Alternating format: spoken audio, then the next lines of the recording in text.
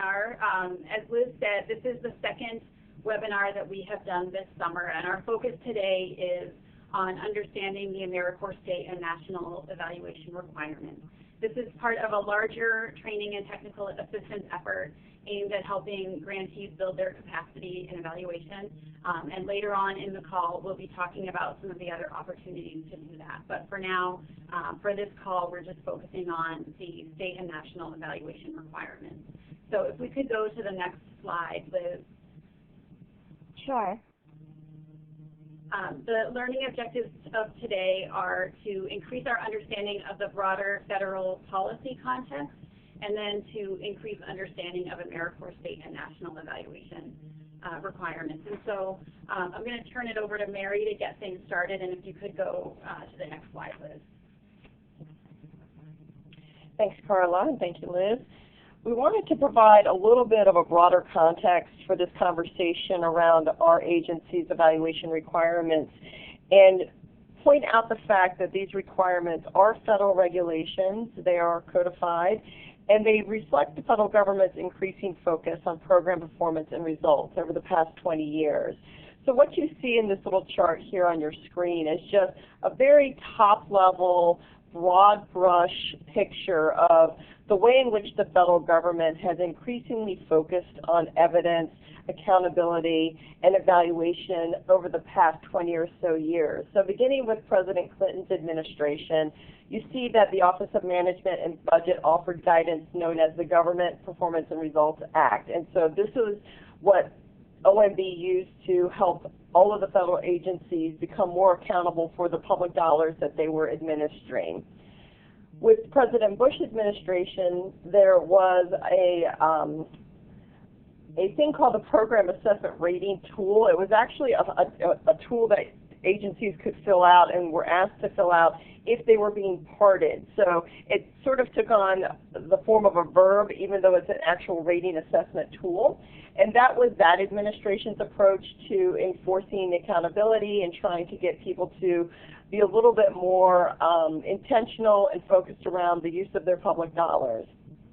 And with President Obama's administration, the OMB has offered a series of guidance in the form of memoranda over the past couple of years here. And what you see in that cell is just very specific memoranda that you can look up that really talk about the increased emphasis on the use of evidence and evaluation and expectations for all federal agencies to use these two tools as a way to make sure that we're investing in programs and services that have the intended outcomes.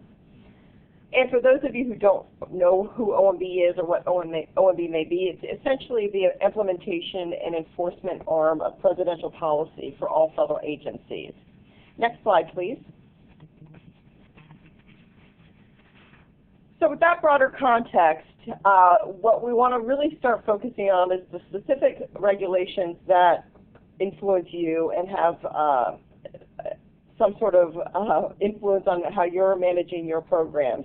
And if you have had a chance to look at the evaluation FAQs that were distributed a few weeks ago, there is a link and there is a particular FAQ devoted to how you can actually access the actual code. And so this is just what the code says.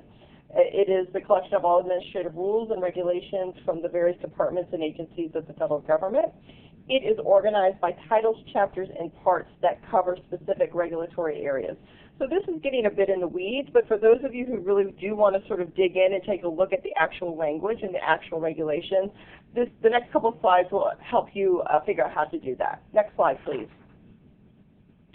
So literally, there is a link that's provided in the evaluation FAQs, and if you go to that link, these are the clicks that you need to take to actually get down to the very specifics around the evaluation requirements that we'll be talking about today. So literally, anyone may access these and read these. You can, follow this little list of clicks. Basically, you're going to go to the link that we provide. You select our agency from the agency list from the left navigation bar. You scroll down to our agency, and then you select Title 45, and you will see that it goes through a number of chapters ranging from chapters 12 to 25. The chapter that you're most interested in is 25. Within that chapter, There are specific parts that are numbered, and they are numbered in a range from 2500 to 2599. You want to select the part that is numbered 2522, and within that part, you are actually going to go to subpart E, which looks at the evaluation requirements.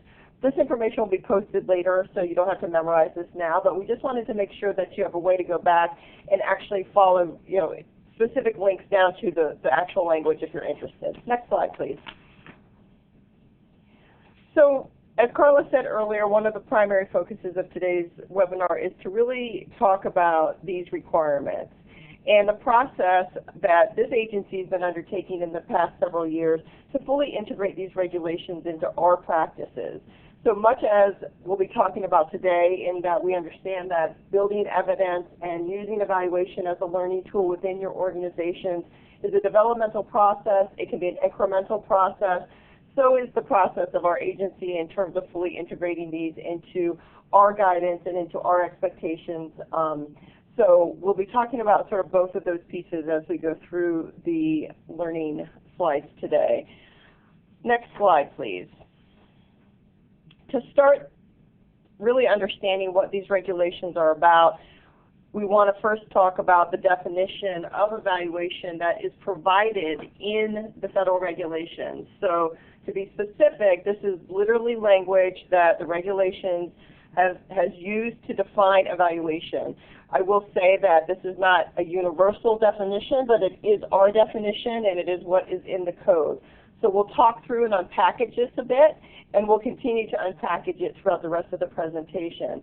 But in essence, if you go to the link that we just looked at, if you go to the language of the regulations, you will read that evaluation as defined by our agency uses scientifically based research methods to assess the effectiveness of programs by comparing the observed program outcomes with what would have happened in the absence of the program. So let's restate that a couple different ways in case that isn't abundantly clear to folks what that might mean.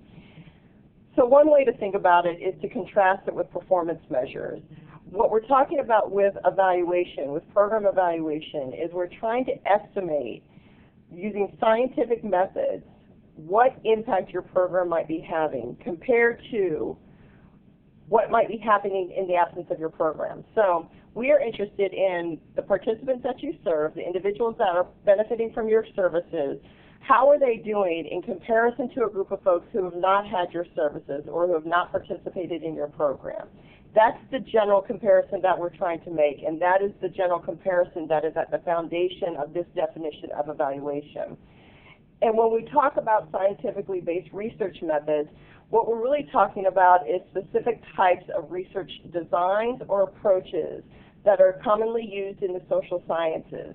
And these designs or approaches, again, rely on this notion of comparison, contrasting what happens with your program to participants who have participated in your program compared to those who have not participated. It allows you to start talking about cause and effect relationships. And depending on the design, you can talk about those cause and effect relationships with different levels of confidence. We're really trying to get at being able to attribute positive outcomes to your program. That's the essence of what we're trying to get to here. Next slide, please. So in contrast to evaluation, we have our definition of performance measurement. And while we'll get to how these can be a continuum of levels of evidence, we do want to sort of point out some of the distinctions between the two activities, because in some cases people often think that they are complying with evaluation requirements by doing performance measurement, and that is not the case.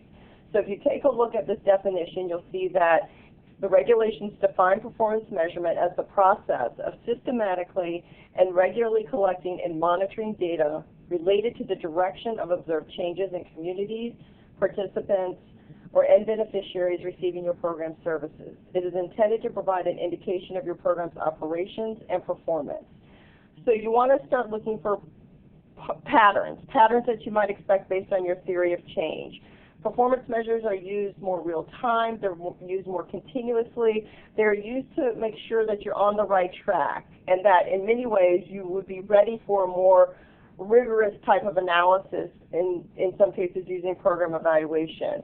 So you're not really getting that cause and effect relationships with your performance measures. You cannot say with great levels of confidence that any positive changes or outcomes that you're seeing or tracking through your performance measures can be attributed to your program. It does not allow you to make those types of statements, and the confidence that it's happening because of your program and not something else is lower than when we start going into designs that start talking about cause and effect.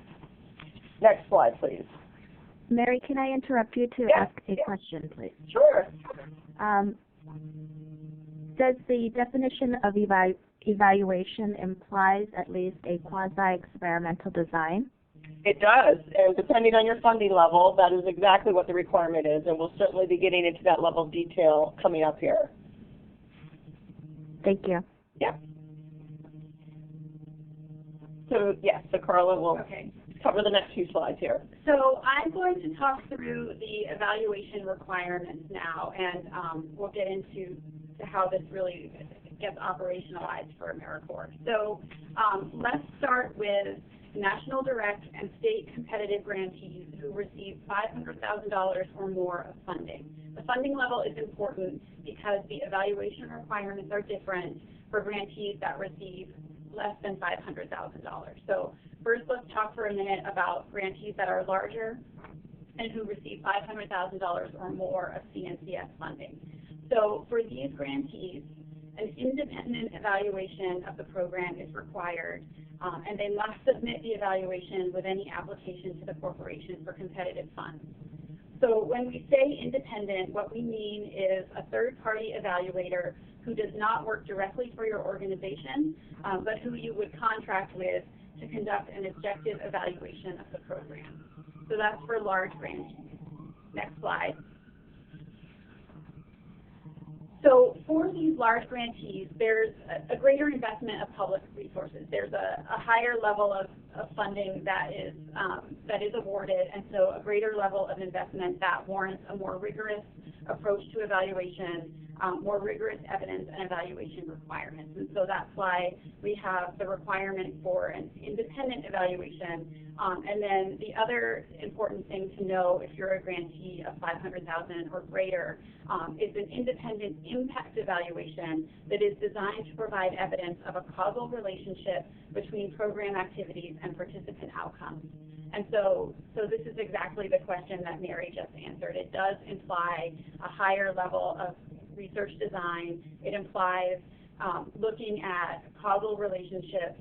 And Mary, if you could just maybe talk through what some of these words mean a little bit in terms of experimental design, impact, some of those definitions for folks that might not be familiar with them.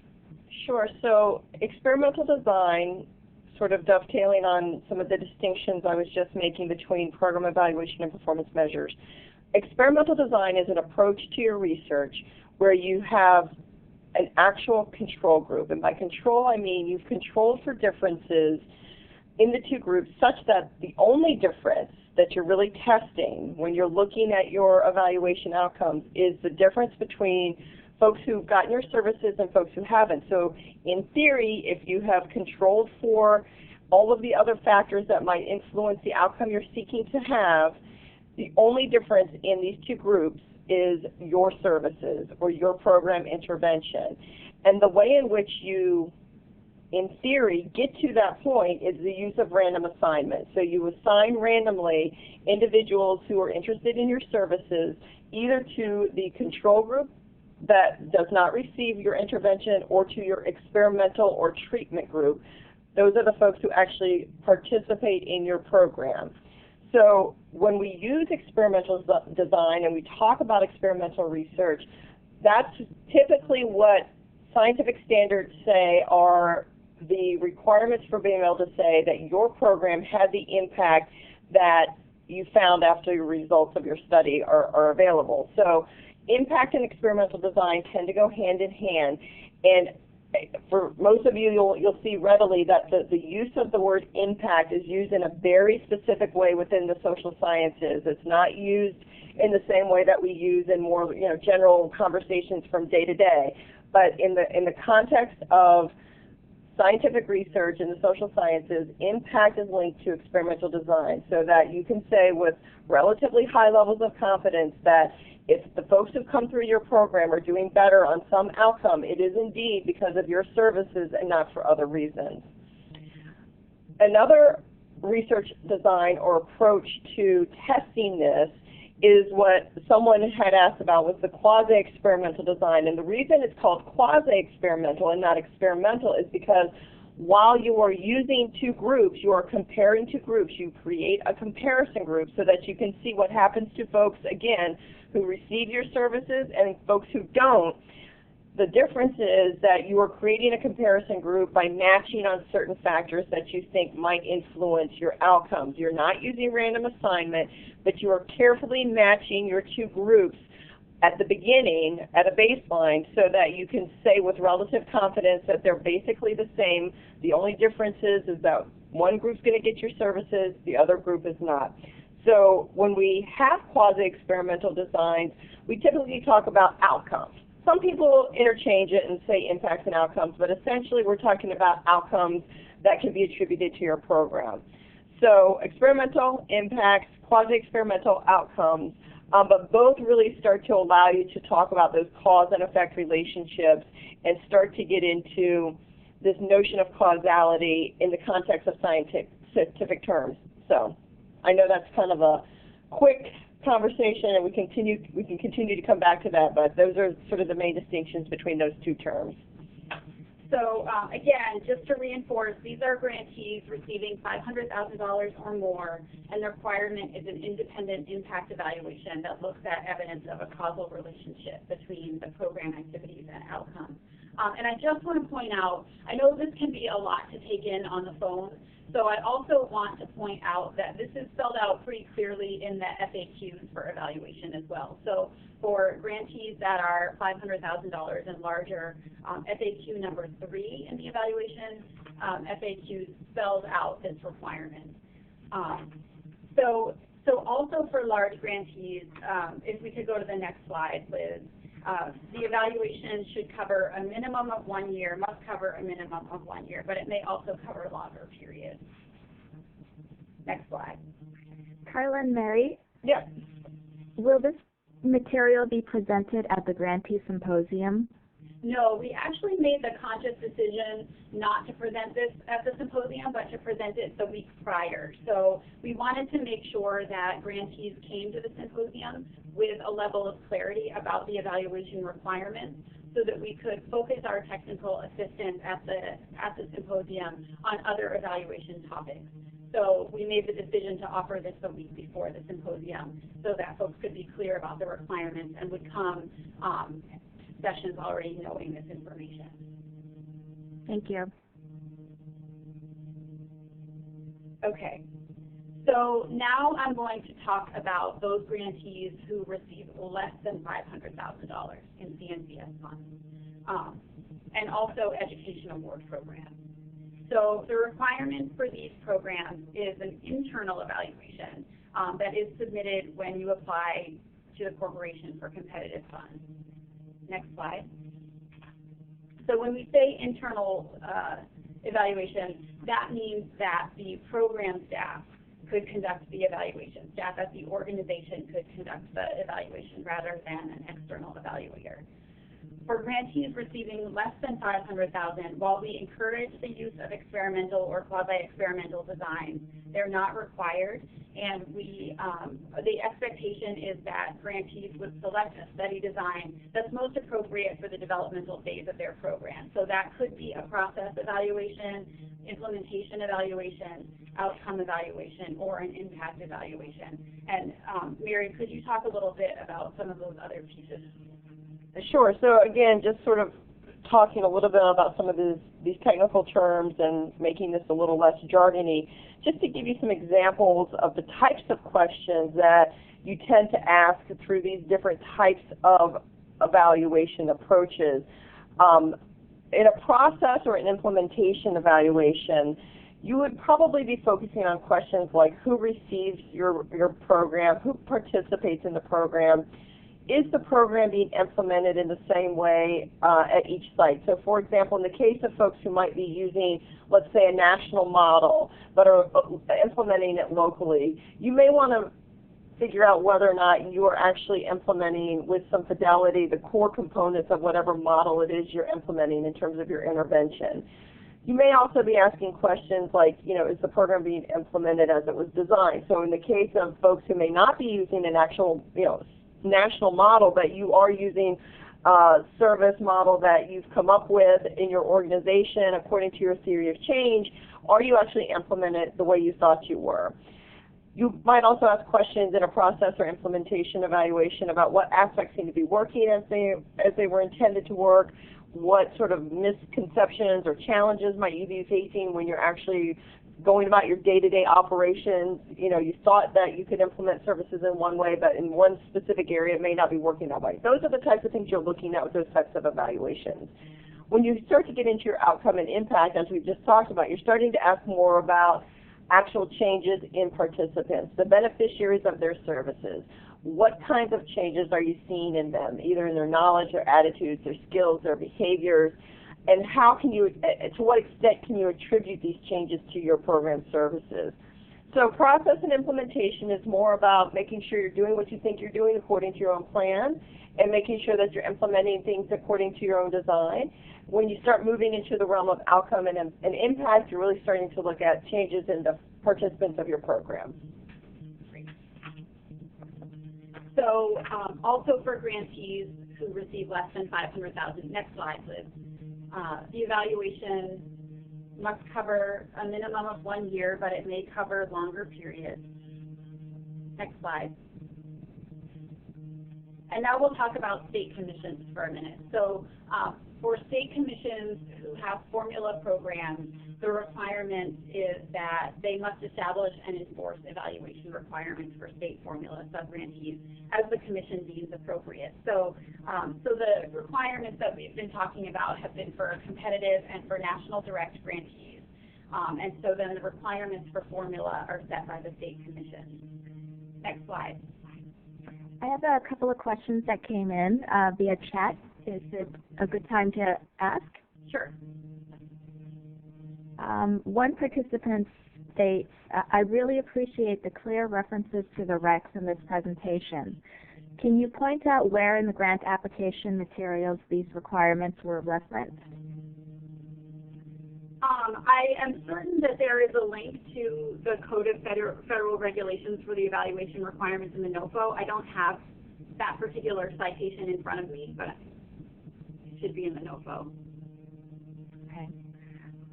Next question. When you state $500,000 or less, are you saying $500,000 total budget or only funds from the corporation? CNCF share. Okay, thank you. And last question. For programs who have state competitive and national direct grants, both greater than and below $500K for the various grants, could we have one national external evaluation done to cover all of the grants, or do we need to have an evaluation done for each individual grant? An excellent question. I think there's an FAQ that addresses it. I'm just flipping through them. I think the answer is that you could, but that we have specific requirements for how that would be done. So why don't you continue on? I'll talk, and Mary's going to look for that in the evaluation requirements. Are there other questions?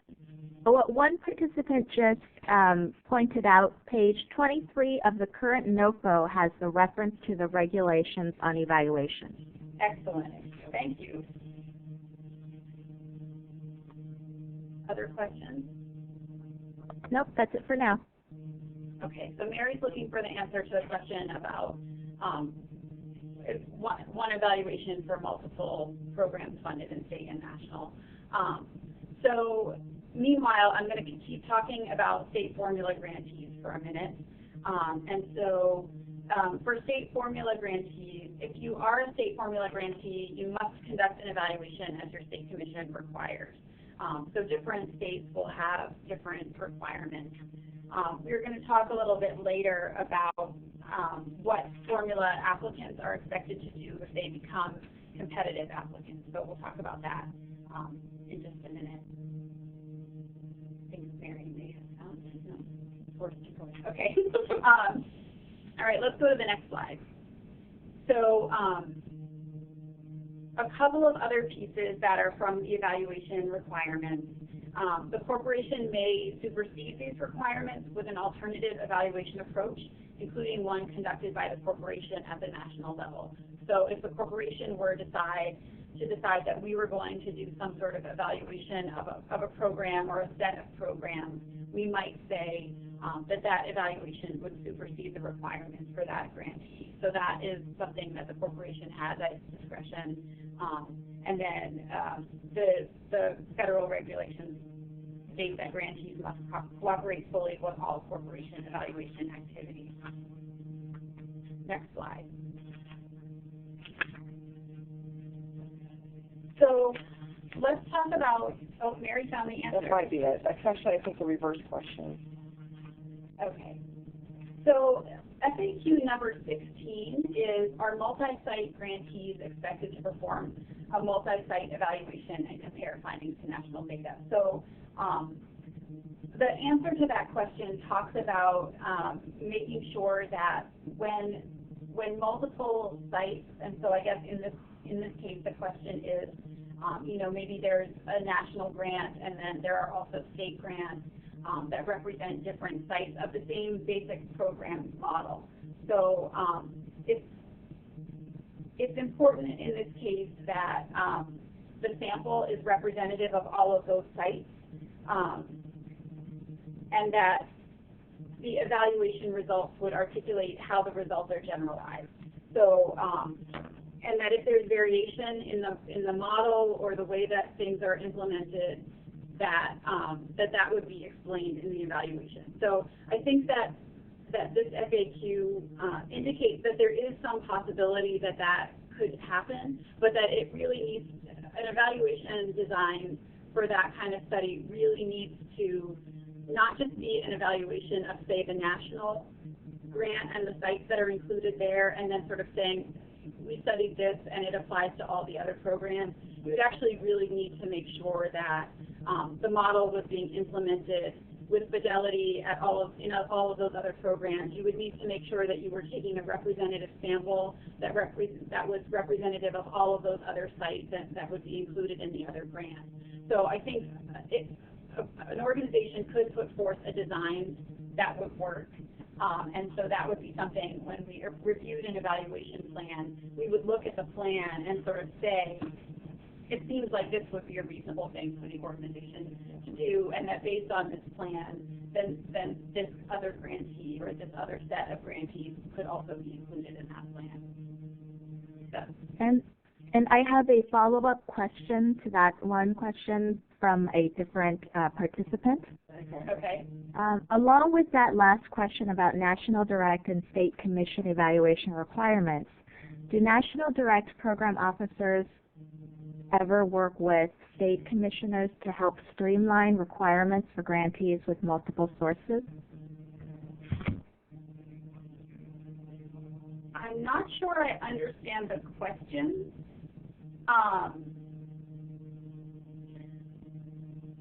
Multiple sources meaning non-CNCS funding or different types of CNCS funding? I'll ask for clarification. Okay. As State Commission, does the 500K threshold apply to different types of evaluations? Or is it the less than 500K threshold? Can you say that again? Repeat that? It says, as State Commission, does the minus,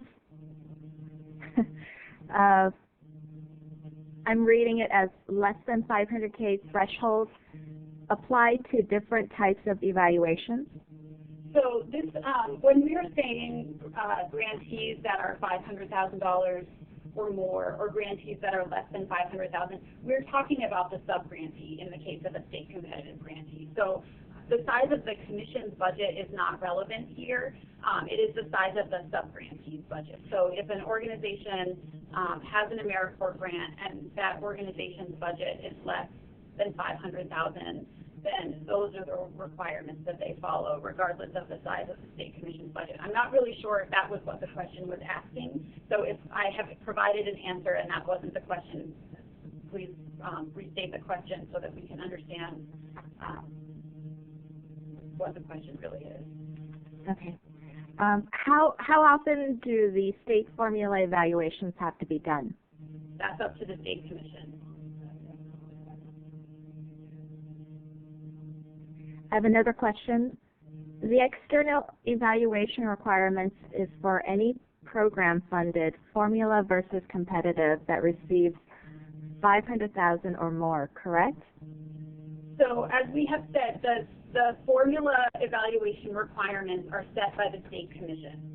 So when we're talking about requirements for grantees that are less than $500,000 or greater than $500,000 or greater, we're talking about the requirements for national grantees and state competitive grantees. If you are a formula sub, if you are a state commission and you have formula sub-grantees, it's your responsibility to set the evaluation requirements for formula. You can base it on whatever you want. You don't have to take size into consideration. You don't have to do any of those things. Thanks, Carla. I have another question. You indicated for grantees less than $500K, grantees should select studies most appropriate for the program developmental phase. Does that mean CNCS will expect the study to change in complexity, design for multiple year grants as a program matures? So I think the expectation is that grantees will continue in subsequent evaluations, that grantees will continue to choose evaluation designs that are appropriate for their developmental phase. So one hopes that organizations and programs evolve, and that an evaluation helps an organization to evolve. And so given that subsequent grant years require additional evaluations over time, I don't see what utility there would be to the grantee or to CNCS to continue sort of studying the same kinds of things if you've already studied them. So I think that there would be an evolution based on what you learn about your program from the evaluation, and also sort of just based on the evolution of the program over time. Thanks, Carla. Next question. How do you suggest completing an evaluation using experimental or quasi-experimental design in the case of disaster services? How should programs choose which organizations or individuals should be trained in disaster preparedness or not? In the case of disaster response, how should a program select which organizations or individuals receive disaster relief interventions? So we're going to put this question on hold until we talk about sort of our overall plan for providing more technical assistance to grantees related to their evaluation plan. So we're not going to answer that question. We're not going to get into that level of detail, but there will be opportunities later as we roll out our technical assistance plan for grantees who have those kinds of questions and concerns as they're putting together their evaluation plans. They will have opportunities to get those kinds of questions answered, and we'll tell you a little bit later about how that will happen. Thanks, Carla. I have a few more questions. Should we proceed or move on with the presentation? If we have questions about the material we've already covered, let's answer those. And okay. If they are not, let's move forward and see if they get answered. Okay. Let's see here.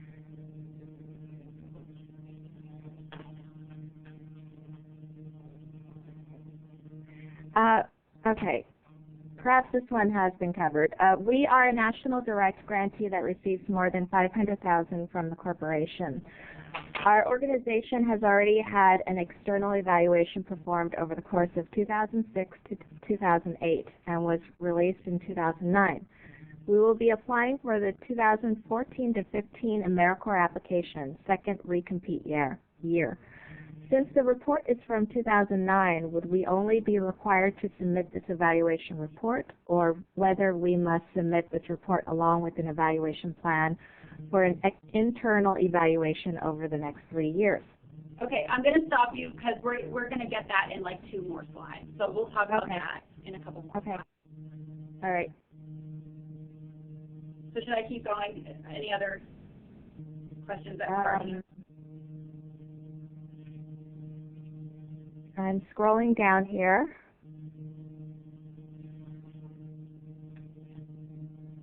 In the case of subgrantees that serve as intermediaries that provide members to meet the needs of small organizations and communities, how do you recommend completing an evaluation with an experimental or quasi-experimental design when members are individually placed with widely varying position descriptions?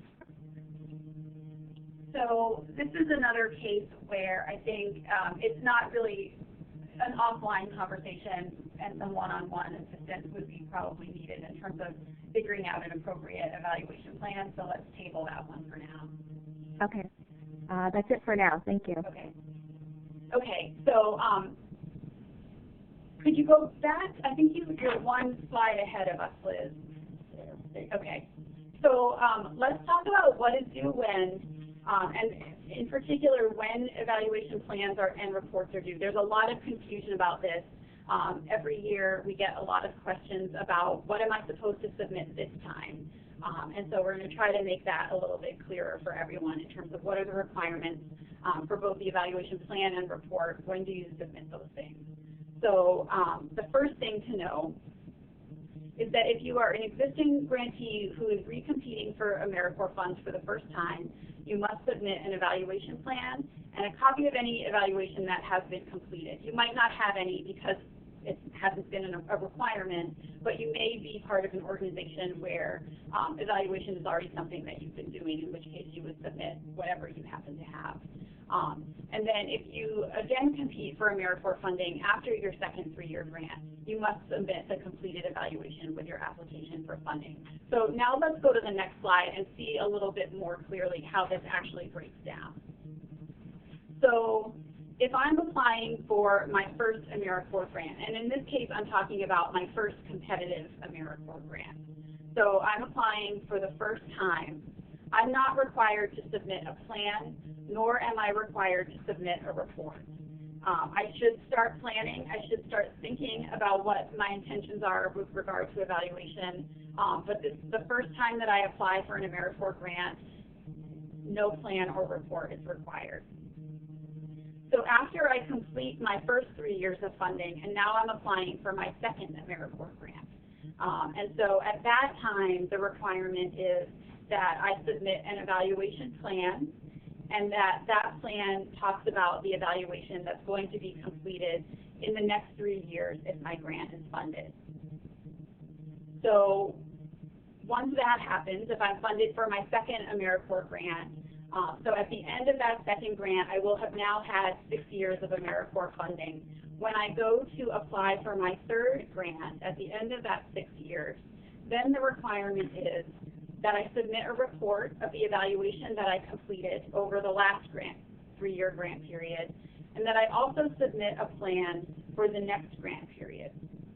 So once you get to this point where you're on your third AmeriCorps grant, then the cycle picks up in terms of you're doing an evaluation, you're submitting a plan, you're doing an evaluation, submitting a plan. So you're constantly telling us what you've done and what your plan is for the next cycle.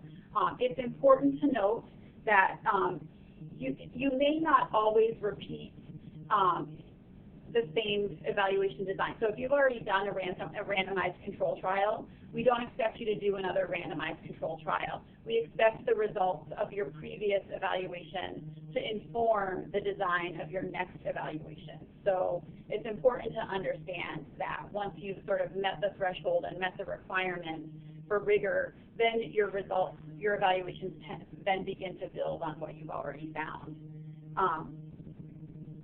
So once you're beyond your third grant award, you're always submitting the plan and you're always submitting a report. So one thing I want to say here about formula grantees. So if I am a formula grantee who is now going to apply for competitive funding, then I'm going to submit a plan because I've already had some experience as an AmeriCorps grantee. So I'm not, for the purposes of the evaluation requirement, it's not like I'm a completely new applicant. And so the expectation is if I've had 3 years of formula funding, then I'm going to submit a plan. The FAQs say formula funding. The NOFO says 3 years of formula funding. So, so for 2014, we'll be taking what the NOFO says is what is our interpretation that we're going with. So that's an important thing to understand because a lot of times we do get applicants who were funded in formula and they haven't realized that they had to submit a plan.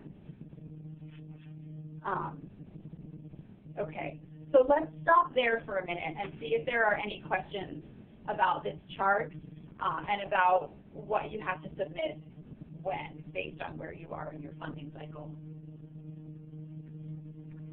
I have a question that just came in. Okay. Is the evaluation based specifically on the services that AmeriCorps members are providing, or is it based on the organization's programs and services as a whole, some of which may not involve AmeriCorps members? So this is for the AmeriCorps program. So an evaluation of the organization would not be appropriate to demonstrate that the theory of change for the AmeriCorps program is leading to the outcomes that are anticipated. Yes, the evaluation should link what your members are doing to the outcomes you expect, and it should be that specific of a focus. Thank you. Next question. For formula grantees, if received only 2 years of formula, not required to submit a plan with competitive application? That's what the NOFO says. The NOFO says 3 years of formula funding.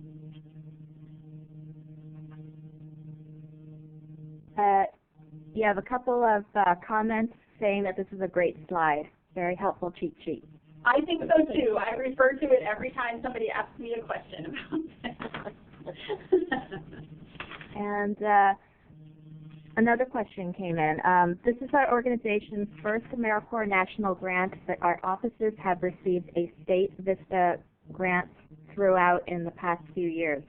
Should we be submitting an evaluation plan for the national grant? So VISTA is a whole separate arm of AmeriCorps. It has its own separate requirements. So we're only talking about AmeriCorps state and national. So if you have only received 3 years of state and national funding and you are recompeting, then you would be submitting an evaluation plan. Can I ask a clarifying question? Sure. You said that this evaluation is just for AmeriCorps focused.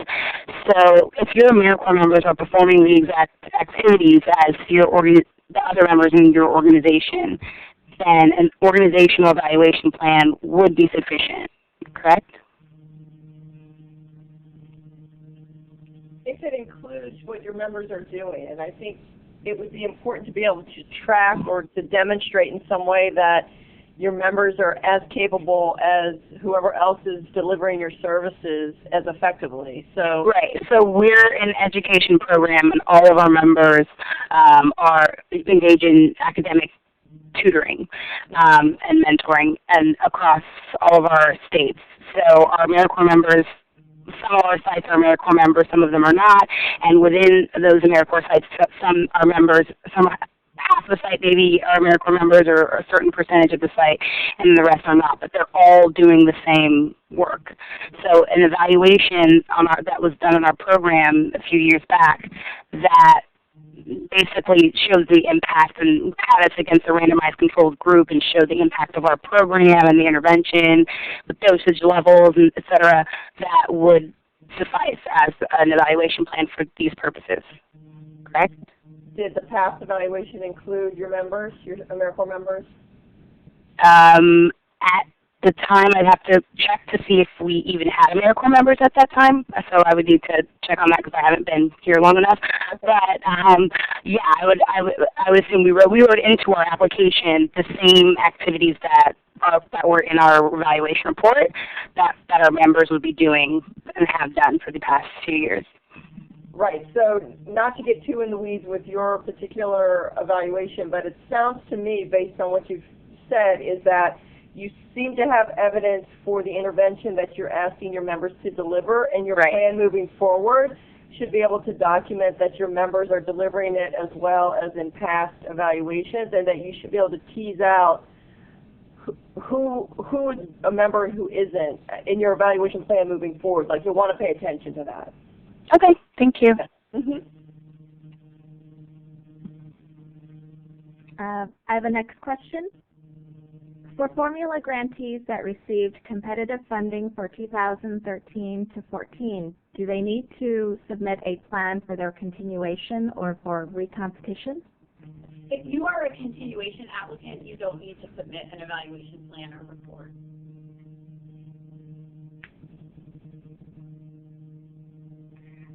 What if you were funded competitively in the past, but then you have a break of at least 1 year without AmeriCorps funding before reapplying? Do you start over in the cycle? No, you don't. So you count the years that you were funded before.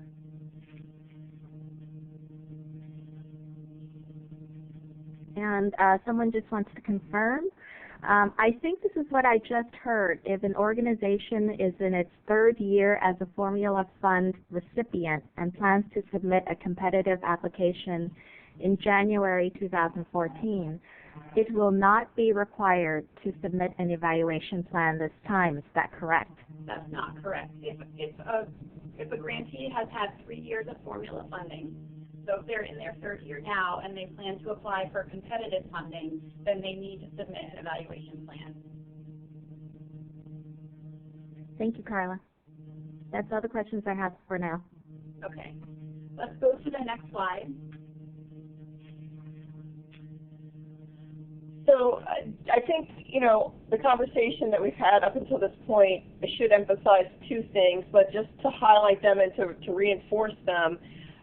Certainly one of the priorities for our agency is strengthening the evidence base for national service using scientifically based research methods. So as we become more intentional about enforcing and integrating these requirements, our ultimate purpose is to demonstrate and to build the evidence base for the work that you all are doing. And going hand in hand with that priority is supporting everyone in their efforts to build this evidence base. So as with everything else, we view our relationship as one of a partnership. So as we continue to enforce regulations that will help us strengthen our evidence base, we are equally committed to supporting you in reaching that goal and developing along the way. Next slide, please. This slide is just to illustrate through the different NOFOs the incremental process that the agency has been going through in terms of building in and integrating these requirements into our daily operations, if you will. So you will just see, and reflected in the language, this increasing emphasis on evidence-informed and evidence-based approaches. And it reflects our commitment to building an evidence base for national service. So this is just some language that you see in the 2012 NOFO, the 2013 NOFO, and the 2014 NOFO is out as well. And it too reflects an increasing focus on the use of evidence and building our evidence base for the work that we all do. Next slide, please. This slide is to demonstrate our approach and our sort of philosophical belief about what it takes to build evidence of effectiveness. And I just wanted to sort of point out a couple of things about this visual. We hope that it illustrates our developmental approach so that we acknowledge that evidence falls along the continuum, and we understand that becoming evidence-based requires various organizational capacities that correspond in many ways to your life cycle. So we talked a little bit earlier about what phase of development is your program in, what phase of development is your organization in. We understand and recognize that the capacity to build your evidence often goes hand in hand with your overall capacity and developmental life cycle as a program and as an organization. So we understand that process, and our goal is to continue to move and continue to build. And we want to develop a funding strategy that will result in a portfolio of programs that reflects a range of evidence levels that are appropriate to the program's life cycle and the investment of our public dollars. So just to walk through a couple of these blocks here, you'll see that the top arrow really is sort of the big picture visual that, you know, there is this sort of progression from evidence-informed to evidence-based. And in the middle there, where you see those raspberry blocks, we really try and sort of chunk out the different phases of development, if you will. So certainly, you know, we want everyone to start off with a very strong program design. You know, without that, without using, you know, prior research on the same program or similar programs, that, you know, sort of reinforces your theory of change, that can be combined with your own field experience, with your own wisdom as, you know, having done this work. But you really do want to have a very clearly articulated and strong program design. That could be based on a number of sources of knowledge and information. And you want to ensure that you're implementing that well and effectively. So once you've developed that strong program model, you want to make sure that you're actually implementing it according to plan. We've talked a little bit about that today, what that means. It means you document your processes, you're ensuring fidelity to a model if you're using a standard model. You're going to evaluate your program's quality and efficiency.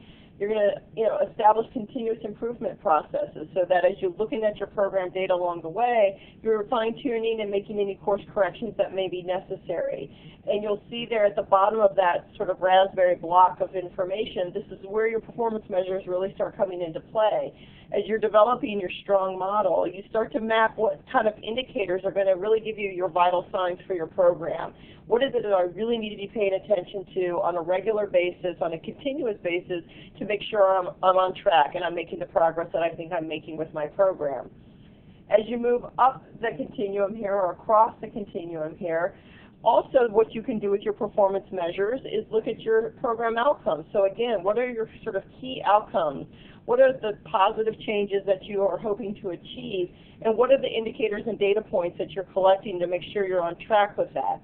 You certainly don't want to invest in a full-fledged experimental design if you don't even have sort of some foundational knowledge about whether or not your patterns are as they would be expected, pre-post, post-post. You know, are the folks coming through your program changing in the ways that you expect them to based on some of these types of assessments? You're not establishing causality, but you are establishing patterns. You start to be able to say, well, I think we might be contributing to this. If you see this over multiple cohorts of folks coming through your program, it really is a way to start assessing your readiness for more rigorous evaluation and your readiness in terms of whether or not your program model really is something that appears to be working. And then, of course, the last couple of, you know, steps that you take in this developmental progress is really starting to more rigorously evaluate your program. If you have sufficient evidence and reason to believe that you are indeed creating the change and making the difference that you're seeking to make because of your program activities, then you can start testing that a little bit more scientifically, so that you can start to establish that causal relationship between your intervention and changes in your program participants' lives, behaviors, knowledge, attitudes, skills. And so that's what this is supposed to illustrate. We really did want to just sort of portray that, you know, we understand this is all developmental. And honestly, at the end of the day, that's not the, you know, the far right block is not the end of it. As Carla was saying before, you may have an RCT and you continue to learn, you implement it, you have your positive findings, you're pretty confident that what you're doing is right, but you may be fine-tuning different pieces of your model over time so that you kind of go back to more of an implementation evaluation or a more specific focus on just one dimension. So it's an iterative process, it's a developmental process, and we simply wanted to share that with you. Next slide, please. In line with this philosophy and sort of in the spirit of you know, this being a developmental process and the need to balance certainly compliance with requirements, but also balance sort of where people are and how to get them there and what it takes and the time frame for that.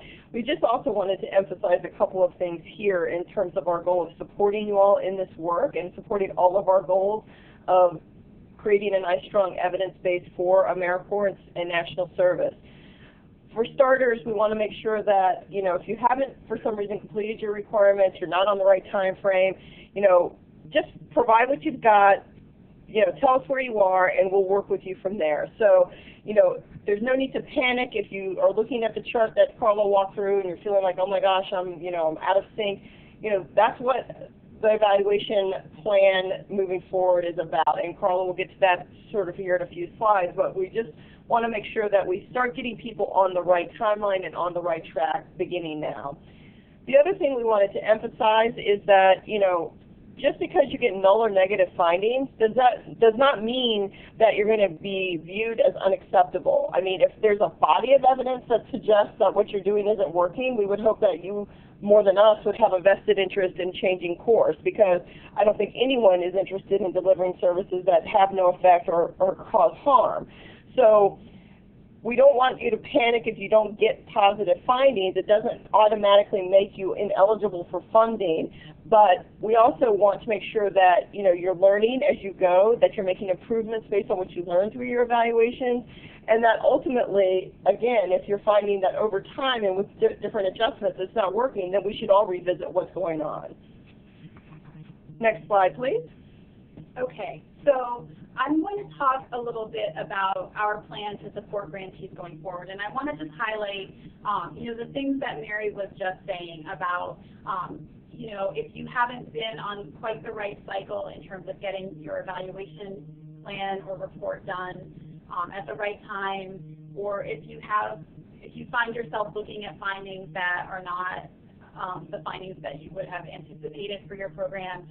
So we recognize that although our requirements have been the same for a long time, we haven't placed a lot of emphasis on this particular piece of our AmeriCorps requirements. And so we understand that this is a learning process for all of us.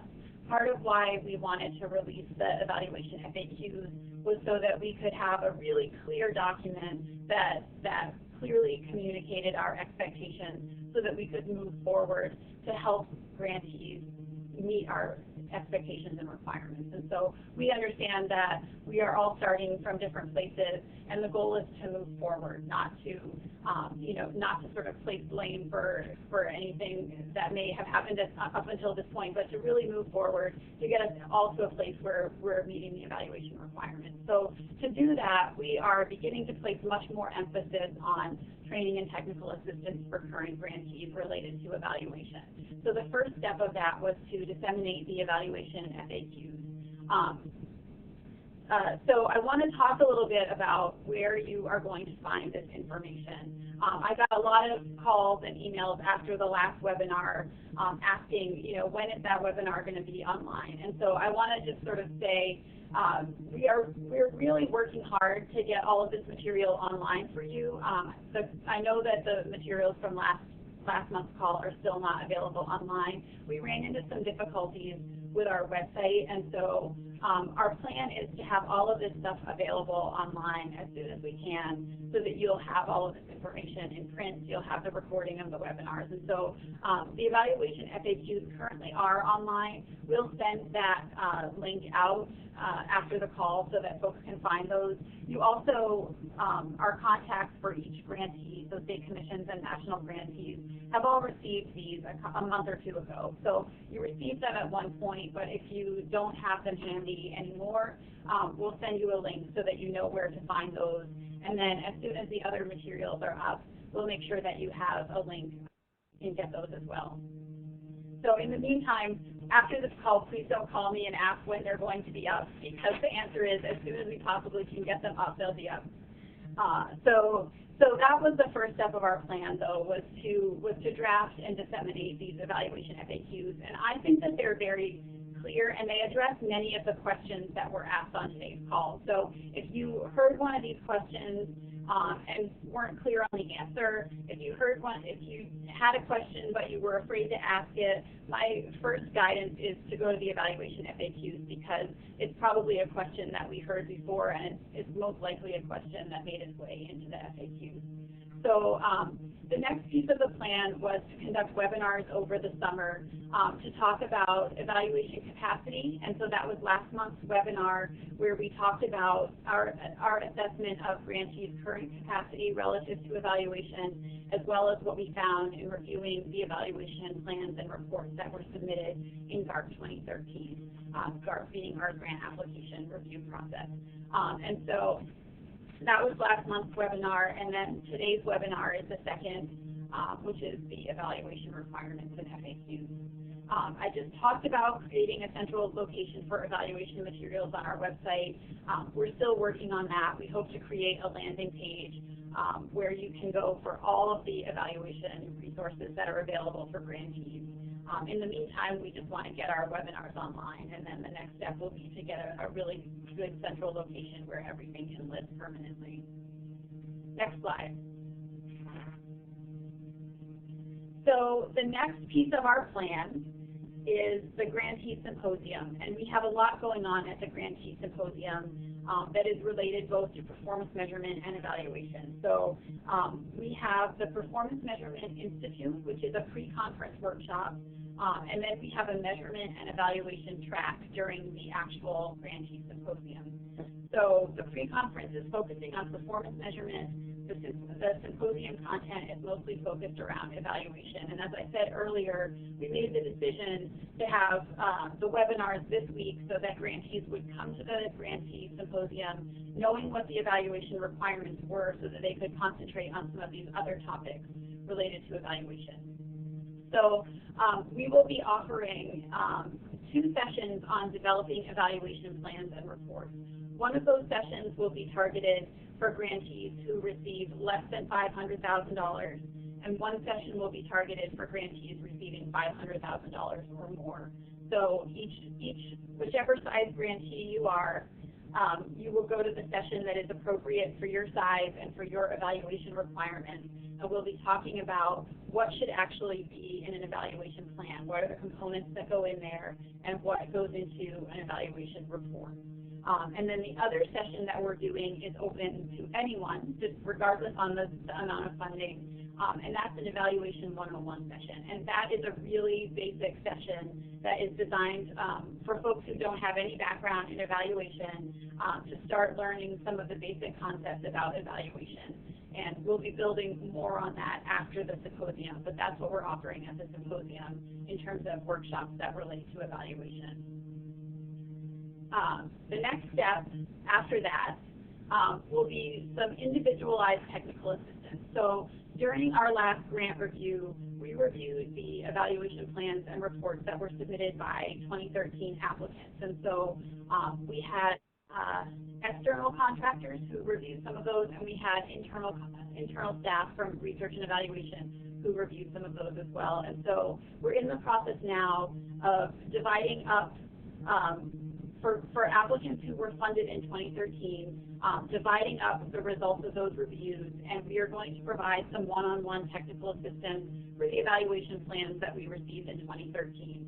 So our thinking here is that we can't expect grantees, or we can't expect applicants who are current grantees to provide us with acceptable evaluation plans if when we get evaluation plans that we don't think are up to the standard. If we never give that feedback, then we can't expect a good evaluation to come out of a plan that was flawed.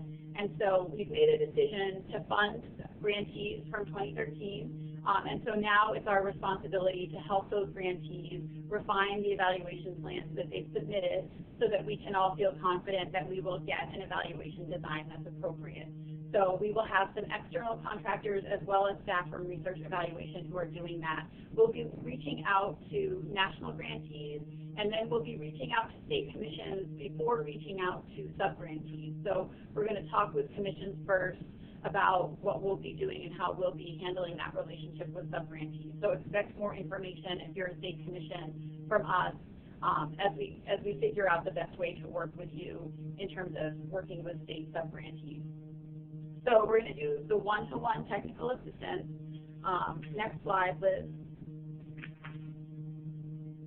And then in addition to the individualized technical assistance, our plan is to develop an evaluation core curriculum that will be available to all grantees and applicants. And this is similar in idea to the performance measurement core curriculum, which we already have. And so the performance measurement core curriculum provides kind of the basics of performance measurement that we think any applicant or grantee should understand in order to operate an AmeriCorps program. And then you're planning to do the same thing in terms of an evaluation core curriculum. And we think that we will start with some webinars, which will then become online courses, as well as other downloadable resources. And so some of the topics that we have planned are around developing evaluation plans and reports, basic evaluation 101, basic evaluation concepts, logic models, how to report evaluation findings, how to manage an external evaluation, and how to budget for an evaluation. So these are, we're just in the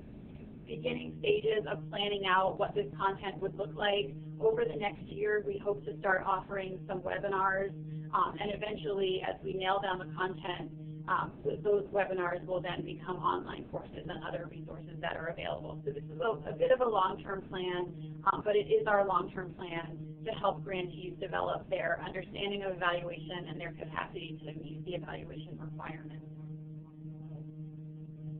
Okay, so that's everything that we wanted to touch on. So now if there are more questions that have come in or folks want to ask additional questions, we can go ahead and answer any questions. Yes, I did receive some questions via chat. This is a follow-up question on the earlier question regarding a program where AmeriCorps and non-AmeriCorps participants perform the same activities. Is it true that an AmeriCorps program, to be successfully funded, must differentiate what the AC funding, the AC members, will do that is different from the non-AC activities of the organizations? Or are there programs permitted to have identical activities between the two, with the earning of a trust award and possible living allowance the only difference?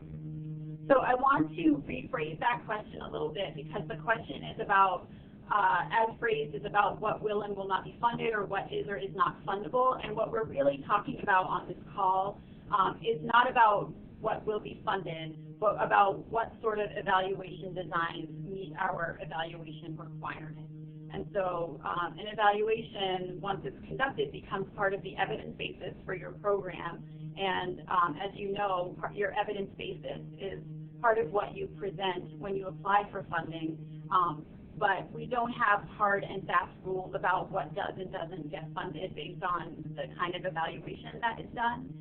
So I want to just make that really clear first. And then in terms of the evaluation design, I'm gonna let Mary answer this.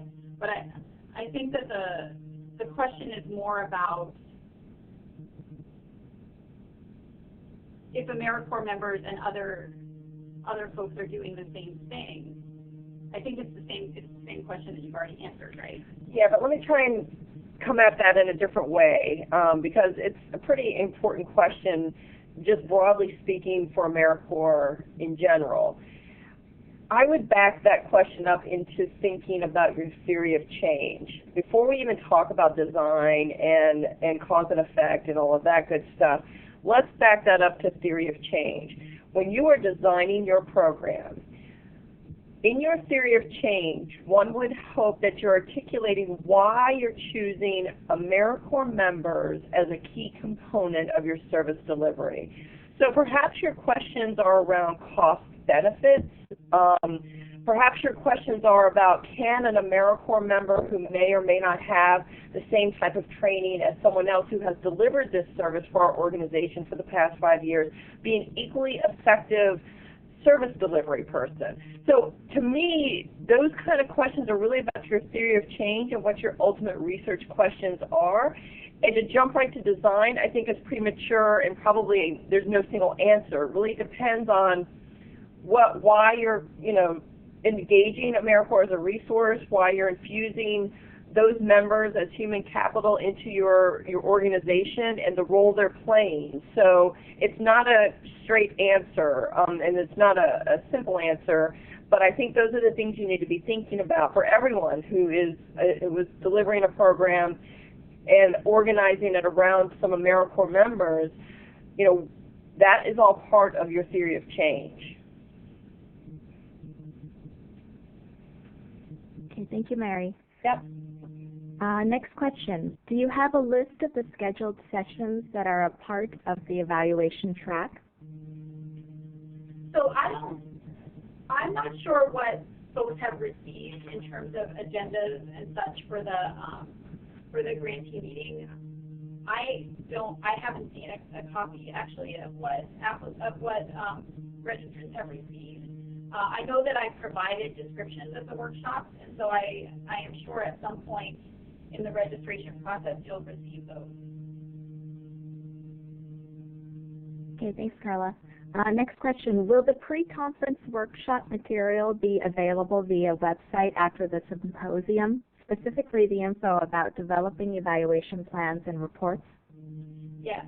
So the plan has been, the way that the materials for the symposium are working is that people who are attending will actually get a thumb drive that has most of the conference materials on the thumb drive. And then if there were materials that were updated or added, past the point at which the thumb drive was being put together, then those materials will also be available afterwards on the website. So you'll be getting some things when you arrive, and then if you didn't get everything, you'll be able to download the rest from the website after the symposium. Thank you, Carla. One of the participants would like to ask about additional funding to support experimental design and evaluation, I believe. Is that a budget question? Yes. Yeah. So is the question is that, are we going to give you more money, or I'm not sure what the question actually was. Says for grantees with greater than $500K in funding and a minimum of 24% match, this means $30,000 to $60,000 of their budget. Can you talk about what additional funding will be available to support this? So what I can say is probably not news to anyone, which is that evaluation costs are allowable costs for an AmeriCorps grant. We do understand that certain kinds of evaluations are more expensive than others, but you put your grant budget together based on what your costs are and what your revenue streams are. So we would consider a grant budget that had evaluation costs on it. We receive many budgets that have evaluation costs included in them. We understand that programs may have to look for additional resources to support evaluation. We also encourage programs to consider what local resources might be available to them at lower costs, like universities. Local universities may have graduate students who can assist with evaluation and those sorts of things. And we are planning on putting together at least one core curriculum piece that helps grantees understand what's reasonable to budget for evaluation. We found in looking at the evaluation plans that we received that most applicants didn't have a very realistic sense of how much it would cost to complete an evaluation. So we're working on helping you understand what's more realistic for the evaluation design that you're proposing. I mean, there are broad guidelines out there that are available, and one thing we're working on is maybe some sort of guidance sheet on that. But, I mean, you really should think about specifically your evaluation, because the guidance, frankly, from the American Evaluation Association and even the guidance from OMB to federal agencies ranges from anywhere to, using 1% of your budget to for evaluation purposes all the way up to 30%. So depending on the source of who's giving the guidance and the parameters, it can be very wide-ranging. So I think ultimately it should be, you know, a conversation about, okay, what is it we're trying to accomplish, and what does that mean, and can we do it out of this AmeriCorps budget, or do we need to find other types of resources as well? So. Okay, thank you. Next question. Where can attendees go to find out more information on the National Symposium and pre-conference? You should talk to your program officer. They can point you to the registration material. Thank you. Next question. Do you have an estimated timeline for when programs will be able to be in contact with their one-on-one evaluation coach? So we're working on making it happen as quickly as possible. And in fact, after the last call that we did, we had a few grantees who were really eager to get started who reached out to us. And so, you know, if that happens, we'll try to get those conversations started. But we're just working on finalizing how, you know, sort of the strategy, how the conversations are going to work. But it shouldn't be too long. Our intention is to get this ball rolling sooner rather than later. If you have a burning desire, you can reach out. I'm setting up preliminary phone calls with some folks. Thank you. Next question. You mentioned once one quasi-experimental evaluation is complete. The expectation is to build on that versus completing a new evaluation every 3 years, correct? Can you expand on that? Well, I think, you know, both Carla and I have tried to communicate that, you know, once you have completed a random assignment or a quasi-experimental design, you know, the expectation is that you don't continue to use that design every year. You know, assuming you're in the right time frame and the goal is you submit your plan and your past evaluation findings. We don't expect people to conduct experimental designs every few years, but, you know, the real, you know, I think point here is that depending on what your findings are from that evaluation, it may be reasonable to do another experimental design. It may not be, depending on what you actually find and learn.